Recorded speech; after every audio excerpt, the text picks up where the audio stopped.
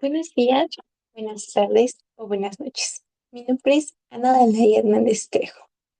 Y antes de comenzar, me gustaría darle las gracias a Mentes en órbita por permitirme dar esta plática y a ustedes por estarlas observando el día de hoy. Bueno, yo les voy a hablar sobre una científica que cambió profundamente la biología moderna, aunque durante mucho tiempo su nombre no fue tan reconocido como debería. Esto es Ni rosa ni azul, Nettie Stevens y el origen genético del sexo. Porque antes de su descubrimiento, la determinación del sexo se rodeaba más bien de mitos y creencias culturales y explicaciones sin base científica. Hoy sabemos que el sexo biológico está relacionado con los cromosomas XX y XY, pero alguien tuvo que demostrarlo por primera vez con evidencia sólida. Esta persona fue Nettie Stevens. Para entender la importancia de su trabajo, debemos situarnos a finales del siglo XIX. En este momento la genética aún no estaba consolidada como una ciencia, aunque Gregor Mendel ya había realizado sus experimentos con guisantes. No fue hasta 1900 que se visibilizó más su investigación. En cuanto a la determinación del sexo, pues existían realmente muchas teorías, bastantes descabelladas, que afirmaban que el sexo dependía de la alimentación de la madre durante la gestación. Otras decían que influía la temperatura del ambiente. Incluso había quienes pensaban que la madre era responsable 100% del sexo, si era hombre o mujer. No existía una explicación clara. En ese contexto aparece una investigadora que decide observar directamente las células reproductivas y busca un enfoque biológico y no se basa únicamente en creencias. Pero bueno, empecemos. ¿Qué es exactamente Nettie Stevens? En 1905, ella presenta evidencia científica y experimental que demuestra que las hembras poseen dos cromosomas sexuales idénticos X, mientras que los machos poseen dos cromosomas sexuales diferentes, uno X y el otro Y. Esto quiere decir que los óvulos aportan un cromosoma X, mientras que los espermatozoides aportan un cromosoma X o un cromosoma Y. Entonces, tenemos que si un óvulo tiene un cromosoma X y llega un espermatozoide con cromosoma X, obtendremos una niña. Y si hay un óvulo con cromosoma X y un espermatozoide con cromosoma Y, obtendremos un niño. Por lo tanto, el espermatozoide es el que determina el sexo, o más bien dicho, el padre, y no la madre, como se tenía pues pensado antes, ¿no? Este descubrimiento fue realmente revolucionario. ¿Por qué? Porque primero proporcionó evidencia experimental y directa. Segundo, confirmó la teoría cromosomática de herencia. Y tercero, eliminó muchas teorías descabelladas sobre el sexo y algunas bastante perjudiciales en algunas culturas. Y cuarto, sentó las bases para desarrollar la genética moderna y estudios de enfermedades sexuales. Pero bueno, ¿quién es, o más bien, quién fue Nettie Stevens y por qué fue tan importante? ¿Y qué formación tuvo? Pues Nettie Stevens nació en 1861 en Estados Unidos.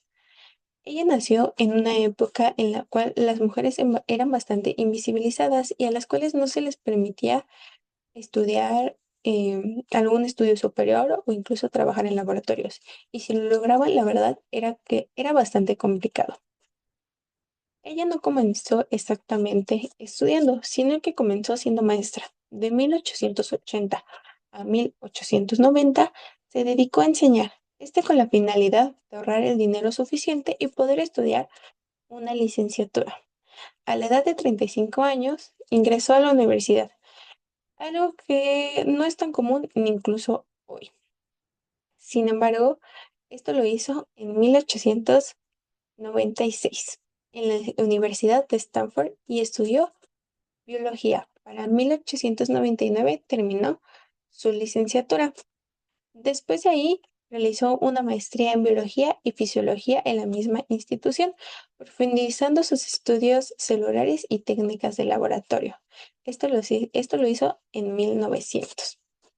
Luego estudió en Bryn Mawr College, donde estudió su doctorado en citología y al final de 1903 hizo un postdoctorado e inició su investigación.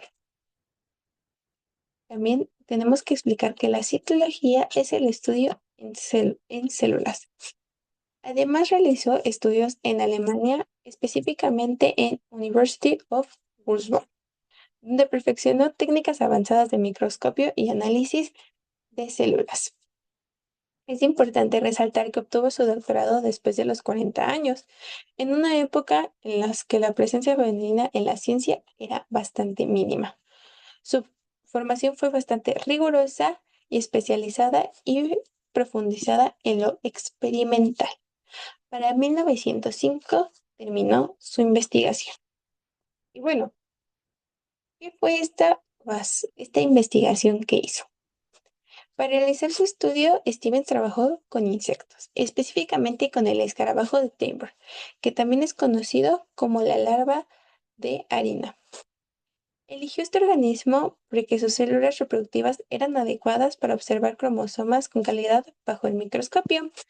El proceso que siguió fue el siguiente. Primero preparó muestras microscópicas de células sexuales, tanto las masculinas como las femeninas.